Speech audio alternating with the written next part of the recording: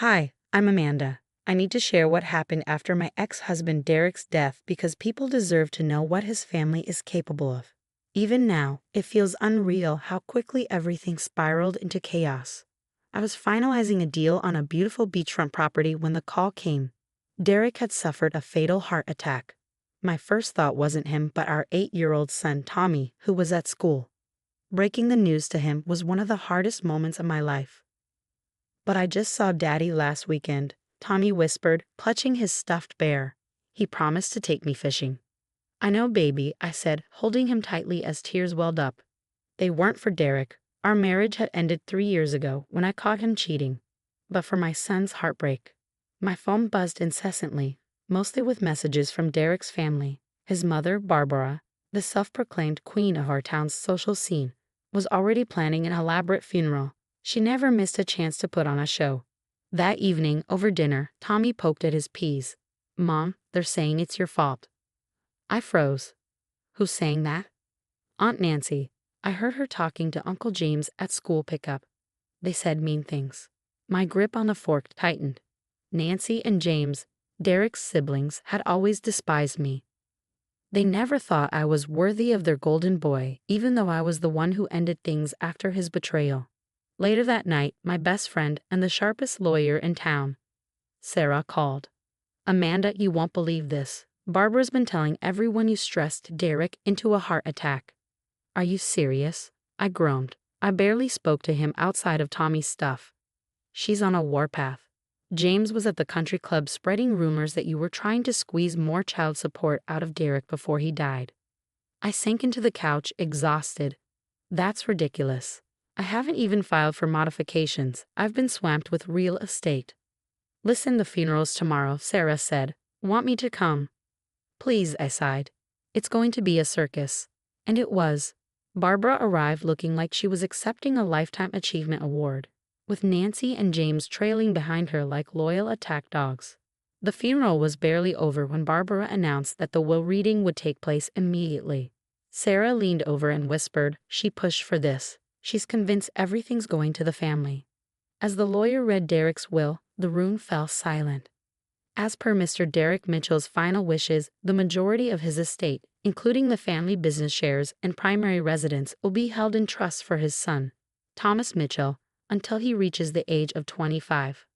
The silence lasted all of 2 seconds before the room erupted. "This is outrageous." Barbara's face turned scarlet. "He promised the company would stay in the family." "Tommy is family," I said firmly, keeping my voice steady. Nancy shot to her feet, knocking over her chair. "You manipulated him. You made him change it." "Derek made these changes 6 months ago of his own free will," the lawyer said, adjusting his glasses calmly. James jabbed a finger at me, veins bulging in his neck. "She's poisoned everything she's touched since day one. This isn't over, Amanda." The chaos followed me home. Later that afternoon, while finalizing another deal, my phone exploded with notifications. My security system was going off like crazy. Sarah called before I could even check the footage. "Amanda, get home now. Your neighbor called me. Nancy and James broke into your house." My heart stopped. "Where's Tommy?" "He's okay," Sarah reassured me. "He's scared, but he's safe." Mrs. Peterson, our neighbor, heard the commotion and called the police. By the time I got home, after breaking every speed limit, police cars lined the driveway. Tommy ran to me the moment I stepped out of my car, tears streaming down his face. Mom, Aunt Nancy, and Uncle James came through the back door. They were yelling and throwing stuff. Officer Martinez approached, his notebook in hand. "Ma'am, your son was upstairs when the suspects entered. He had the presence of mind to hide in a closet and call your neighbor. Smart kid." I hugged Tommy tightly, my heart pounding. "Did you catch them?" "They fled when they heard the sirens," Martinez explained, motioning to my doorbell camera. "But your footage is clear, and your security system caught them breaking the back door lock." As I reviewed the footage with the officers, Sarah arrived. There they were, Nancy and James, breaking into my home, their actions and words captured in horrifying detail. "Find the will." Nancy hissed on the recording. "Barbara says it has to be here somewhere. Check his room. That brat might have papers in there too." My hands trembled with rage. I want to press charges. Already working on it, Sarah said, placing a firm hand on my shoulder. They cross a line, Amanda, breaking and entering, endangering a minor. They're not walking away from this. That night, as I held Tommy while he finally fell asleep, my phone buzzed with a text from Barbara. You brought this on yourself. I took a deep breath and called Officer Martinez. Time to show them who they're messing with. The rumors started the next day. Barbara was working overtime, spreading lies about me. My phone stopped ringing at work. Clients canceled appointments, and people whispered when I walked into the grocery store. Sarah stormed into my office, waving her tablet. You need to see this. Barbara's posting all over social media, claiming you manipulated Derek into changing his will while he was sick. But Derek wasn't sick. He had a sudden heart attack. Exactly, Sarah said, handing me a stack of documents. And look at this. Derek's family tried to sabotage you during the divorce. They filed complaints to get your real estate license revoked. My coffee turned cold in my hands as I read through the evidence. I had no idea. Sarah flipped to another page. And the family business, practically bankrupt. They've been hiding it for months. Derek knew. That's why he protected Tommy's inheritance with a trust. Before I could respond, my computer pinged with an email from Tommy's school. My stomach dropped. Nancy had shown up at his lunch break, telling him I was stealing his dad's money and that his grandma misses him so much and just wants to talk. She violated the restraining order, Sarah muttered, scribbling in her notepad. What did Tommy do? He ran to the principal's office, I said, pride and worry mixing in my chest. Smart kid. Sarah's phone buzzed. My contact at the bank came through. Want to know why they're so desperate? The family's been taking out loans against the company for years. They're millions in debt. I pulled out my own files. I've been documenting everything, the break-in, the threats, Barbara's posts, recordings of their calls. Sarah grinned. Perfect. And get this, 3 other people have come forward about Barbara blackmailing them in the past. The DA is very interested. My phone buzzed again. Tommy misses his real family. Stop poisoning him against us. Sarah smirked. They're getting sloppy. The more they harass you, the stronger our case gets. Hours later, we had a mountain of evidence, financial records, harassment documentation, witness statements. But Sarah warned, they're going to crash hard, Amanda. People like this always do. We just need to protect Tommy from the fallout. She gestured to my phone. Did you see today's post? Barbara had shared photos of Derek and Tommy, claiming I was erasing their family bond. More evidence, Sarah said with a grim smile. You know what gets me? Derek tried to warn them. Look at this, notes from his last board meeting. He knew they were running the company into the ground. I stared at the growing stack of evidence on my desk. So, what's our next step? We let them dig their own grave, Sarah replied. The DI is ready to move on the breaking and entering charges. Once that hits the news, others will come forward. Barbara's house of cards is about to collapse. The next morning, I drove to the courthouse, my mind racing. Reporters packed the steps, cameras flashing as the story of the prominent Mitchell family's downfall spread like wildfire. Inside, Nancy and James sat at the defendant's table, their smugness gone. They looked nothing like the arrogant pair who had broken into my home.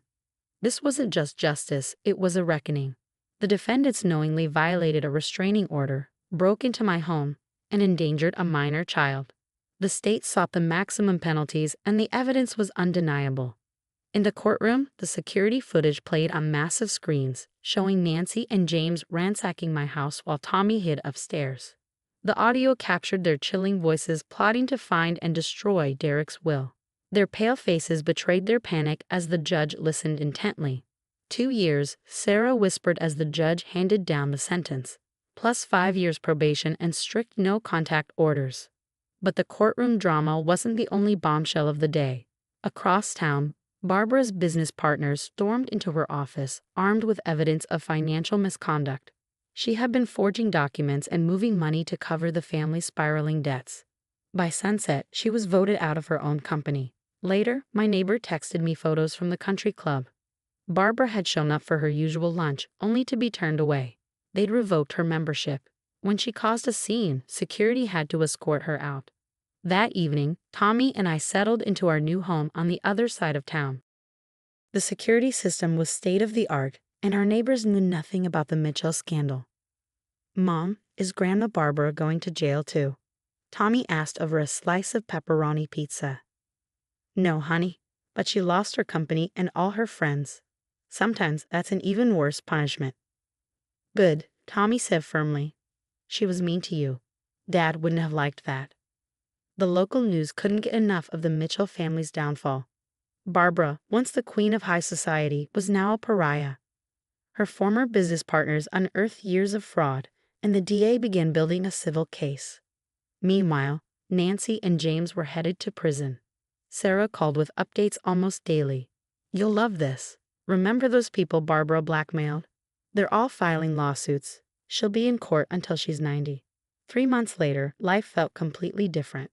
I closed on my biggest property sale yet, and my real estate business was thriving. People loved an underdog success story. Tommy was flourishing at his new school, making friends who liked him for who he was, not for his family name. Through the grapevine, I heard that Barbara had to sell her mansion. Nancy and James, on the other hand, were sharing cells in separate facilities. The once mighty Mitchell family had been undone by their own greed and spite. One evening, Tommy found an old photo of Derek. "Dad protected us, didn't he? That's why he changed his will." "Yeah, buddy," I said, my voice soft. "He did one thing right." As I tucked Tommy into bed that night, a final text popped up on my phone. The sender was an unknown number. Barbara. She was apologizing and begging to see Tommy. I stared at the screen for a moment before blocking the number without replying. Some bridges aren't meant to be rebuilt. Looking out at our backyard, I imagined Tommy practicing baseball tomorrow. I smiled to myself. We hadn't just survived the Mitchell's onslaught. We thrived despite it. And that, I realized, was the best revenge of all. What would you have done in my shoes? Would you have given Barbara a chance to apologize to Tommy, or was I right to keep that door firmly closed? Some people say kids should know their grandparents, but others believe toxic family members should stay gone for good. Share your thoughts in the comments. I'd love to hear your perspective. If you enjoyed my story of standing up to manipulation and protecting my son, please like this video and subscribe for more real-life stories that make you think. Sometimes the hardest battles are fought right at home.